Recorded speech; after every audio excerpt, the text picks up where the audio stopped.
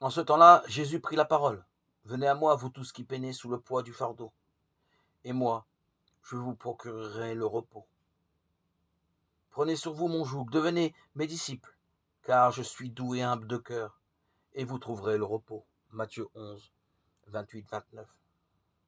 Venez à moi, je vous procurerai le repos. Qui refuserait une telle opportunité? Hélas, pour attirante que soit l'invitation du Christ, il ne semble pas qu'elle fasse recette.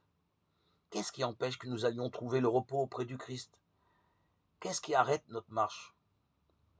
Le poids du fardeau qui nous freine, ou la peur qui nous prend à l'idée de nous mettre sous le joug?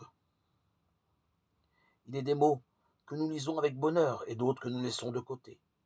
Celui du joug, par exemple, un joug entrave la liberté, enfin, ce que nous croyons être la liberté. Un joug nous accouple à quelqu'un, mais alors que deviennent nos envies, nos idées, notre moi si important? Nous oublions que le joug est celui du Christ, le joug de celui qui est doux et humble de cœur.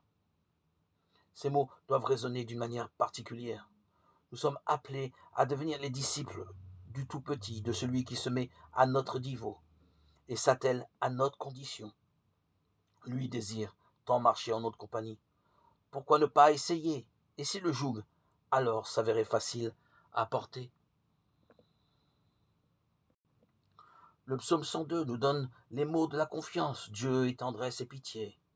Il a décidé de sauver tous les hommes. Et rien, pas même nos péchés les plus noirs, ne saurait arrêter sa volonté d'amour.